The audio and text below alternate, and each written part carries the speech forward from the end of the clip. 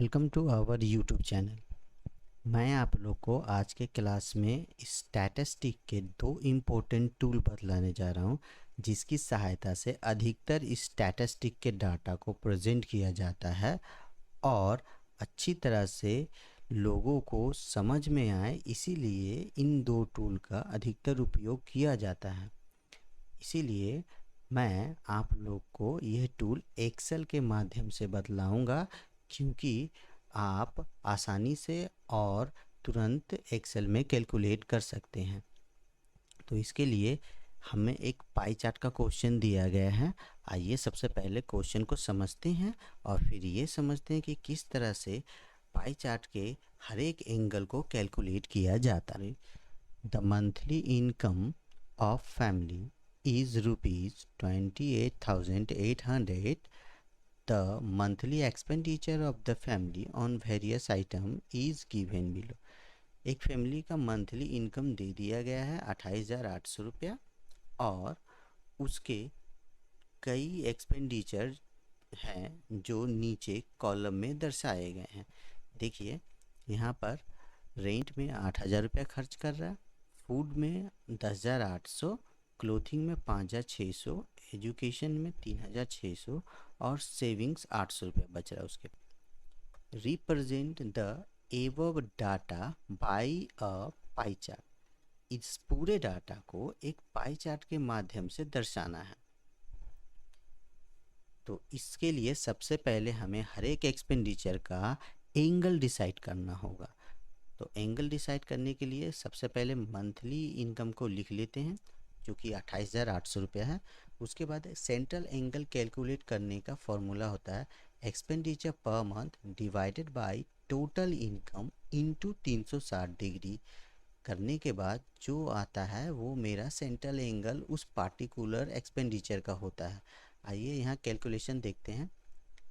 Rent में expenditure हुआ 8,000 रुपया, तो इसका एंगल निकालने के लिए हमें करना होगा 8,000 डिवाइडेड बाय 28,800 इंटू 360 डिग्री, तो 100 डिग्री आया। आप साथ ही साथ कैलकुलेटर और कॉपी में कैलकुलेट करते रहें और नोट डाउन करें, ताकि आपको अच्छी तरह से समझ में आए। ठीक फूड का इसी तरह से निकालते हैं। 10,800 डिवाइडेड बाई 28,800 इंटू 360 करेंगे तो 135 डिग्री आएगा। उसके बाद क्लोथिंग के लिए 5,600 डिवाइडेड बाय 28,800 इंटू 360 करते हैं तो 70 डिग्री आता है। एजुकेशन में 3,600 डिवाइडेड बाय 28,800 इंटू 360 करते हैं तो 45 डिग्री आता है। और सेविंग्स में 800 डिवाइडेड बाई 28,800 इंटू 360 करते हैं तो मेरा 10 डिग्री आता है।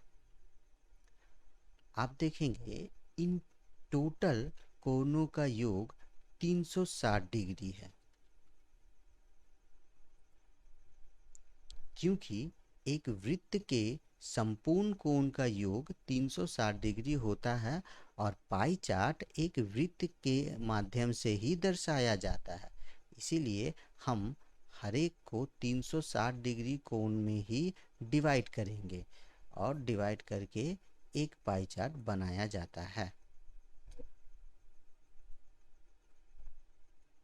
अब इसे कैलकुलेट करने के लिए हमें क्या करना होगा, इस एंगल के कॉलम को सेलेक्ट नहीं करते, ये सिर्फ दर्शाने के लिए दिखाया गया है। हमें आइटम और एक्सपेंडिचर के कॉलम को सेलेक्ट करना होगा। सेलेक्ट किए, insert pie chart, 2D pie chart.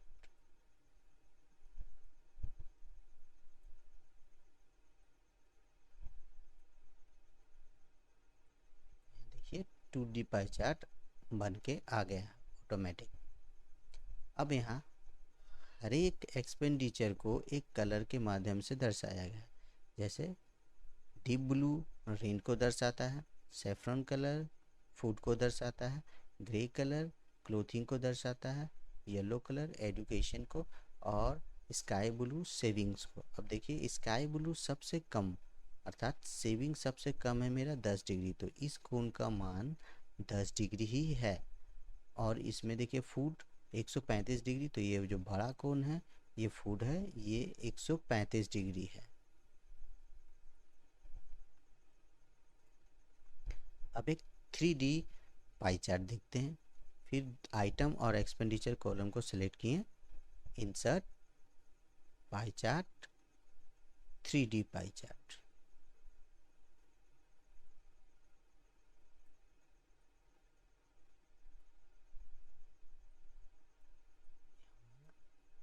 Sorry, ये हमारा 3D पाई चार्ट बन के आ गया। सेम है, सिर्फ 3D डायमेंशन में दिखाया गया।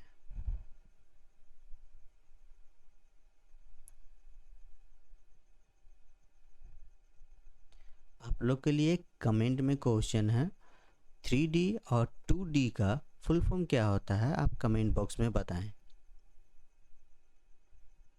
अब आइए एक बार चार्ट देखते हैं। यहाँ पे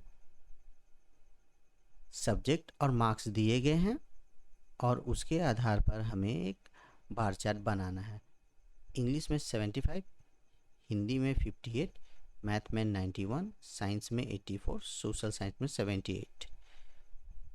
इस दो कॉलम को सेलेक्ट करते हैं, इंसर्ट बार चार्ट,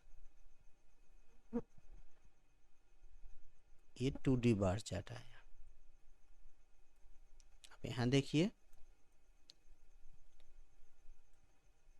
इंग्लिश में 75, ये इंग्लिश का मार्क्स है, 70 और उससे 0.5 ज़्यादा यानी 75, पूरा 80 को टच नहीं कर रहा, मतलब ये बीच में ये 75 है। हिंदी, हिंदी में 58 यानी 50, ये 50 का लाइन है और उससे थोड़ा ज़्यादा मतलब 0.8 ज़्यादा तो 58 होगा, यहाँ पॉइंट में ही लिया जाता है। उसके बाद मैथ, मैथ में 91, पूरा देखिए 90, उससे थोड़ा ऊपर है, एक पॉइंट ऊपर है तो 91। ये आप स्केल के सहायता से बनाएंगे तो अच्छी तरह से समझ में आपको आएगा। अब एक 3D देखते हैं, 3D बार चार्ट किस तरह से होता है। सेलेक्ट किए दोनों कॉलम को, इंसर्ट बार चार्ट 3D, तो ये देखिए 3D बार चार्ट।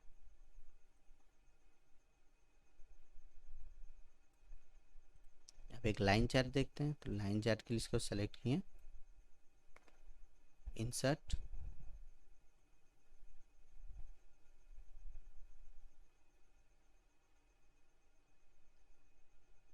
लाइन या एरिया चार्ट, ये देखिए ये हुआ लाइन चार्ट।